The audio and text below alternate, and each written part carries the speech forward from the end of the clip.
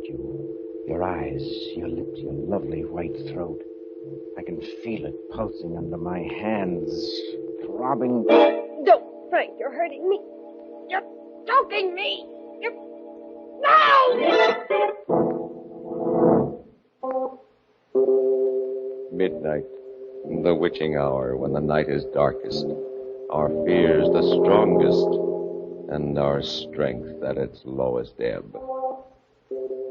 Midnight, when the graves gape open and death strikes. How? You'll learn the answer in just a minute in Till Death Do Us Part.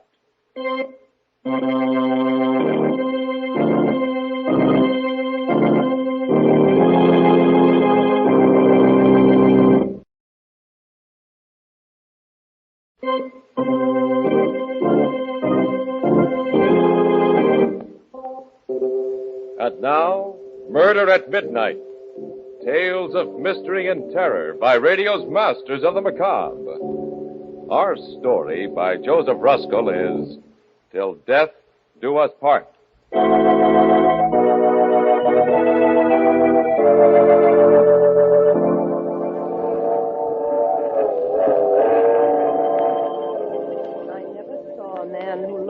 Wistful eye upon that little tint of blue which prisoners call the sky. Ruth, I want to tell you something. Put down that book and listen. I love you.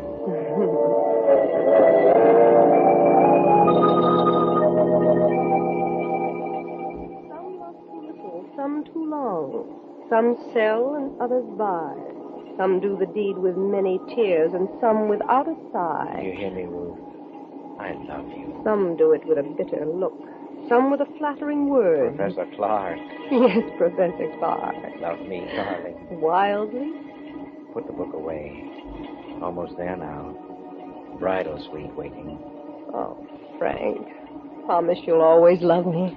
Till death do us part.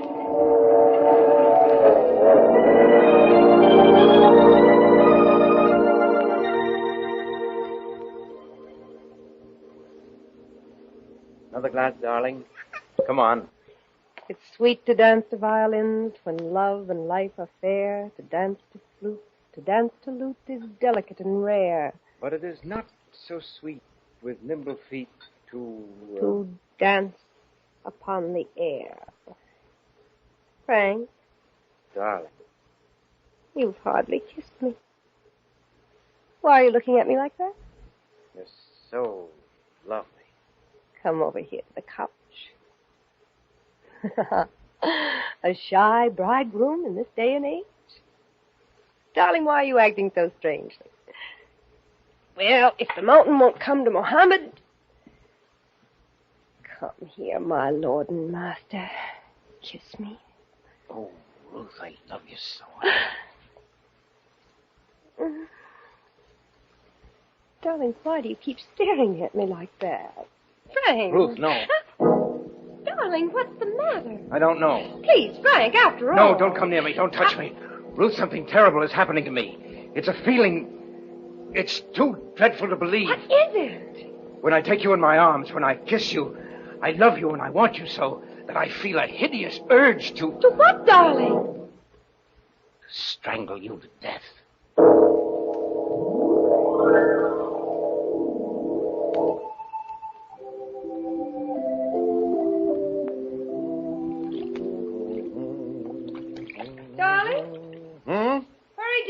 Just brought in breakfast.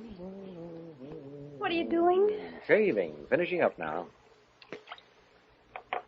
Morning, Professor. Morning, Professor. Life is wonderful. Wonderful. How? Thank you. Leave us enter the parlor, husband. Yes. Leave us eat, my bride.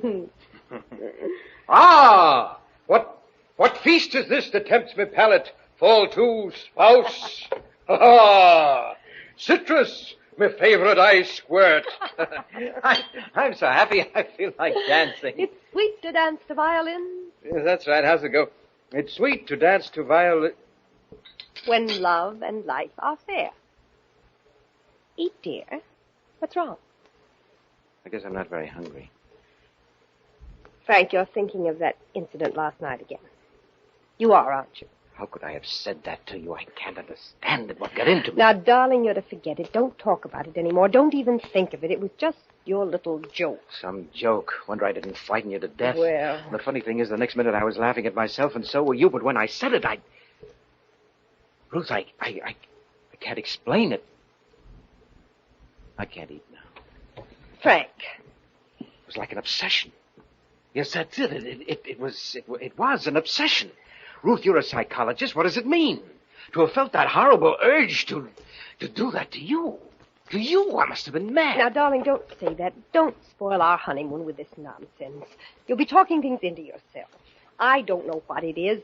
Your nerves are on edge from your accident, that terrible crash just 3 months ago. Please, Ruth, please, I don't want to think about it.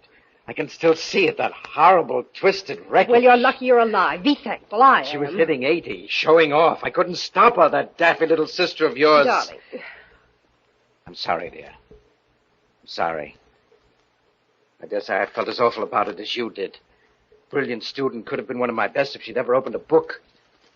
The poor kid, what a way to die. Maybe if I hadn't accepted a lift to town, who knows, she might still be... Now, please, darling, let's forget it. It's not good for you. You haven't been at all yourself ever since then. No, I haven't. Have I? Well, everything has its compensation, dear. After all, that's what brought us together. Closely, I mean.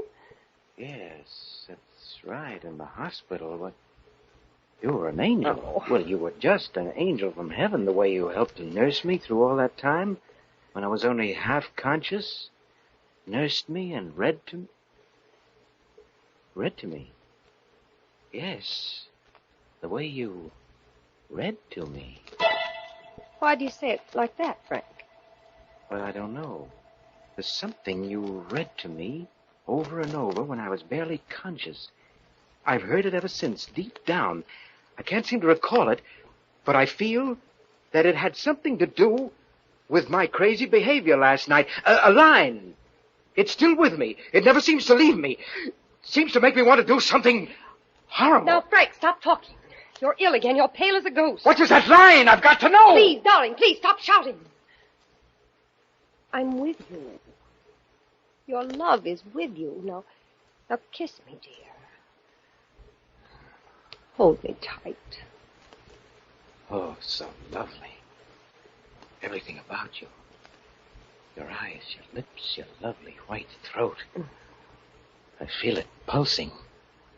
I can feel your throat pulsing, darling, in my hands, pulsing. No, Frank, you're hurting me.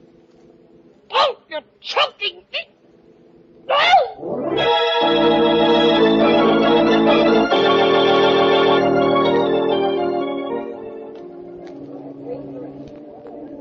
Yes, sir. I'm checking out. Room number 438. Call me a cab. From the bridal suite? Well, just a moment. There's something wrong, sir. You and your wife just checked in last night. Any complaint? No complaint. Just call me a cab. Oh, an emergency. What business is it of yours? Where's another hotel? Why, you'll find it very difficult in New York without a reservation. And if you and your wife... I'm checking out. Who said anything about my wife? She's better off without me, do you hear? Well, what are you gawking at? She's very lovely, remember? Would she make a nice corpse in a bridal suite? Oh, go to the devil.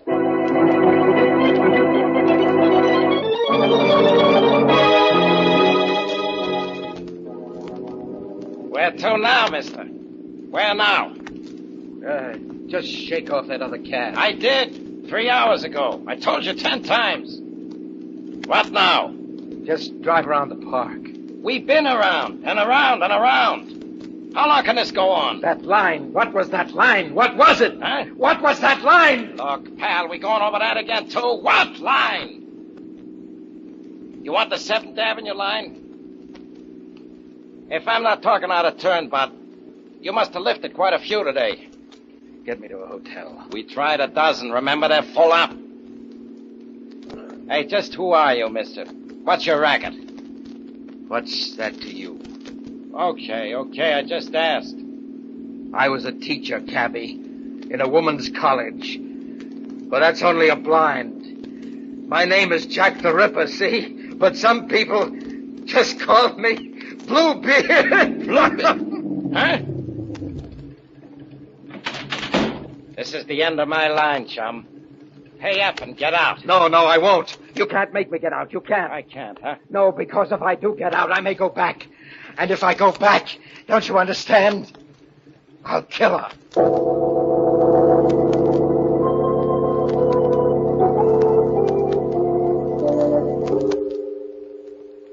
For richer, for poorer, in sickness and in health, till death do us part. A bridegroom, dazed and obsessed, standing on a city street, fearing to return to his bride, because he knows if he does, it will mean murder at midnight.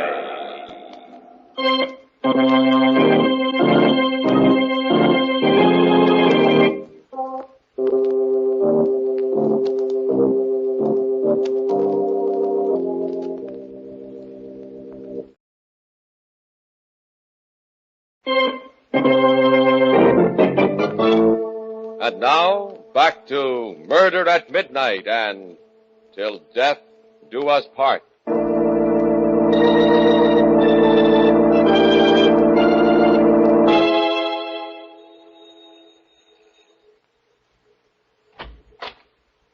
Yes? What do you want? Good evening, sir. My name is Bluebeard. You're the proprietor of this charming boarding house. You're drunk. Forsooth 'tis true.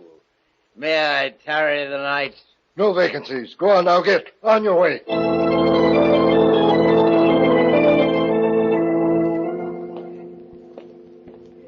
Where's his room?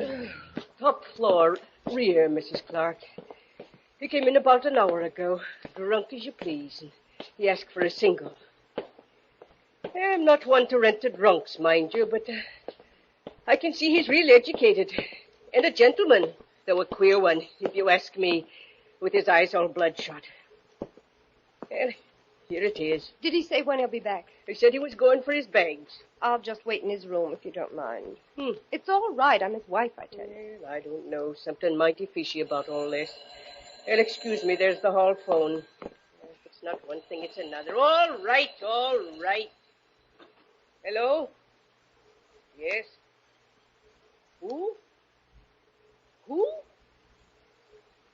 Oh, just a minute. It's him, ma'am.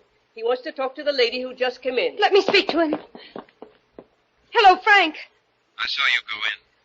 What are you doing in my house? Darling, it's so good to hear your voice again. I was so worried. Answer me, what are you doing there? How did you know where to find me? I've been following you everywhere. I don't want you to leave me, darling. I love you. Get out of there. Stop haunting me. I'm no good for you. Haven't you had enough? Go away. I won't. You need me. I'm your wife. Come back to me, Frank. Back? How can you still want me? What are you inviting? Why don't you take a train home? Do you want to die? You know I'll kill you the next time we're alone. You know I've gone mad. Now, don't say that. You're just ill, and I'll nurse you back to health.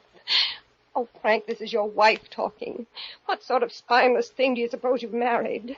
What would you have me do? Run to the police and ask them to protect me from my husband?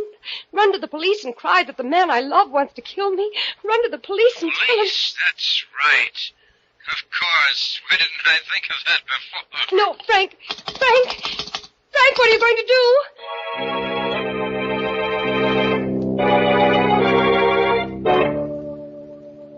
Have a seat, Mrs. Clark. What is it you want of me, Inspector Wade? Why was I called here to the police station? You've no idea? No. Oh.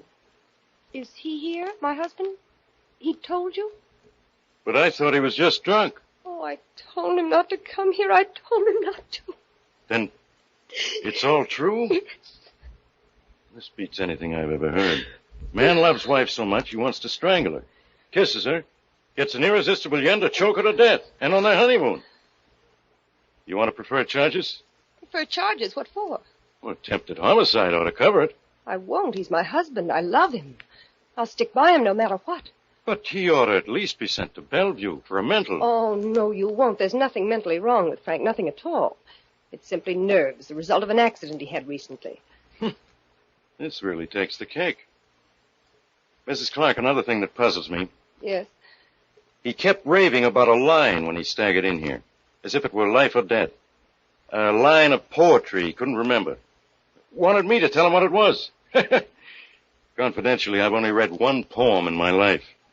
Now, what's that all about? I haven't the vaguest notion, Inspector. Just part of his neurotic state, I suppose. When we get back to our hotel room. What? You want him back after what happened? Yes. Don't you see, I must cure him of that awful obsession. Who else can do it but me? I'd like to see him now, Inspector. Please release him to me. I'll take the consequences. He's not here. Not here? No. We held him overnight just to let him sober up like we would any other drunk. Thought it was just all boozy eyewash. Well, this morning he seemed a new man and laughed it all off. So we released him. Just a few minutes ago. Oh, wonderful. But then I had a hunch I ought to warn you anyway. Just a hunch. Warn me? Yeah. He said he was going to call on you tonight at the hotel for a little reunion. Oh, how marvelous. Maybe he's all cured. I don't know. I didn't like the way he smiled when he said it. Mrs. Clark, after what you just told me, I think I ought to have him picked up again. You'll do no such thing. It's taking your life in your hands. I think he's got wheels in his head. I don't care. I love him. You die just as dead when you're in love. I'm not afraid. I'll never leave him. Certainly not now when he needs me more than ever. Is that all, Inspector? Okay, lady. You're 14 carat. He sure doesn't deserve a wife like you. And don't say I didn't warn you. It's your funeral. Thank you, Inspector. Goodbye. Oh, Mrs. Clark, there's one more thing perhaps I ought to tell you. Yes? When I released him just a while ago, he said something else that puzzled me. That being in jail had suddenly given him revelation. He smiled very queerly when he said it. Oh? I think maybe he found that line of poetry, Mrs. Clark.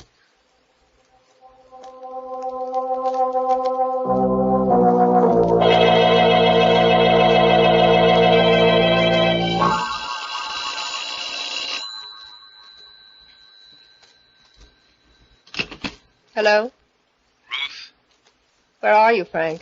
in the lobby. Come up. I don't know exactly what your game is, my sweet bride, but I'm warning you. I've had a revelation. I know. It's high time. I'm going to finish it, Ruth, this time.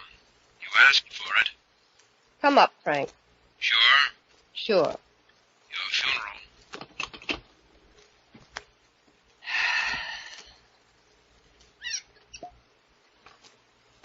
The coward does it with a kiss.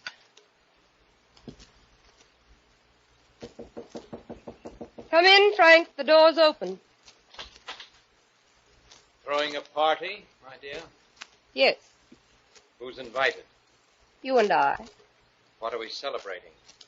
An uninvited guest at our honeymoon.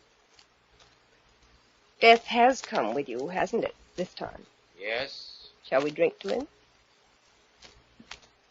Why not? Do you still love me, Frank? Yes, I still love you. But I love you better when you're dead for what you've done. How much do you know? Not enough.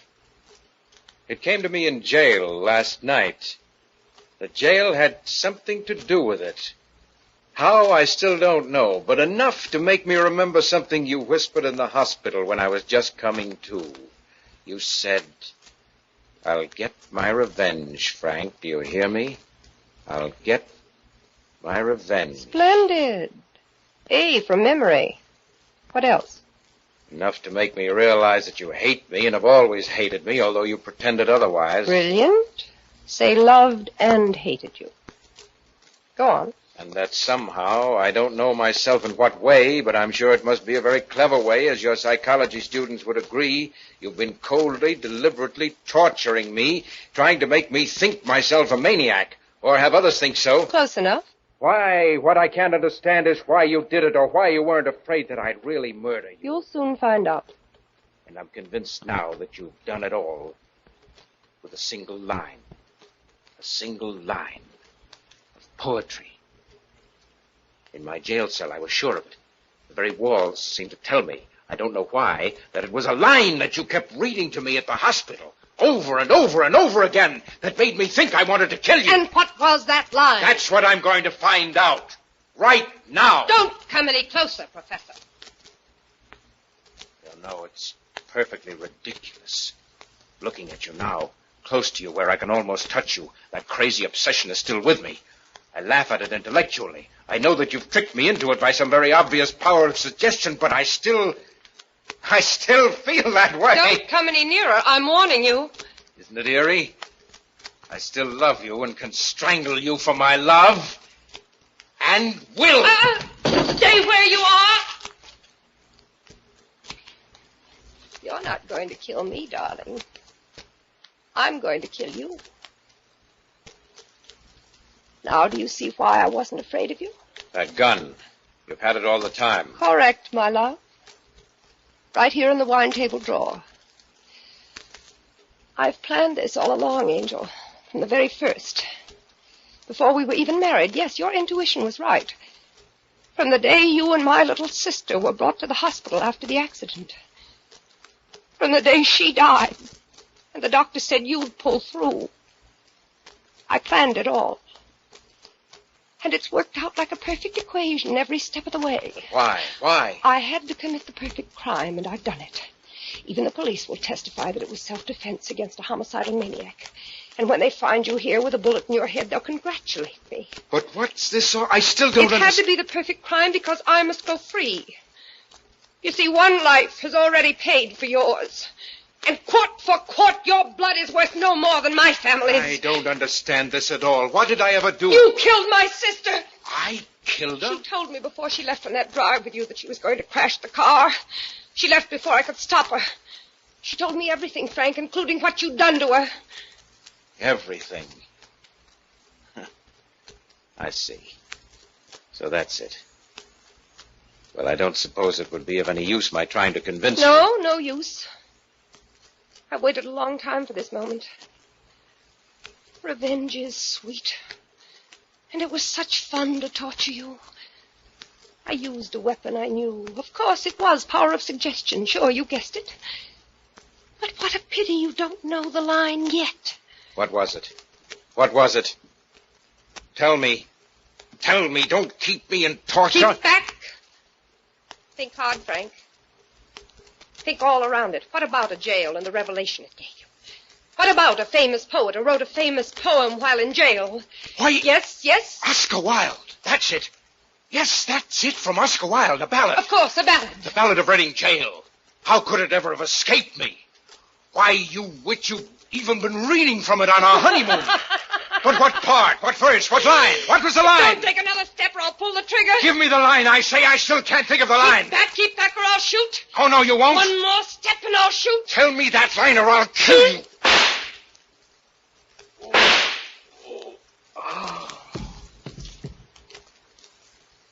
All men kill the thing they love. Remember, Frank? How's the next line go, Mrs. Clark? By all, let this be heard? So I heard. Too bad I was a little late.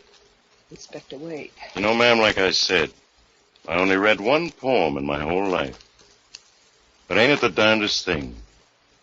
It happened to be the Ballad of Reading Jail.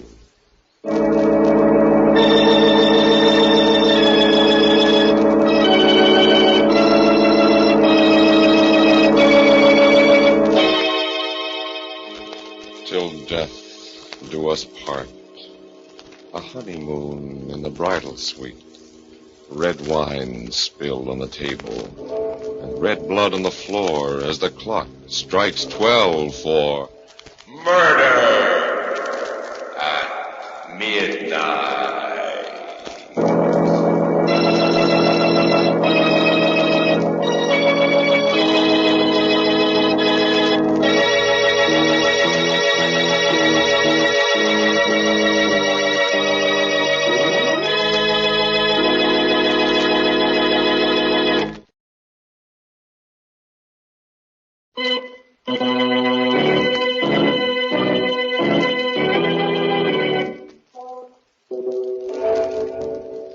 Remember to be with us again when death's key turns in the lock and the clocks strike 12 for Murder at Midnight. The part of Professor Ruth Clark was played by Elspeth Eric. Professor Frank Clark by Eric Dressler. With music by Charles Paul, Murder at Midnight was directed by Anton M. Leader.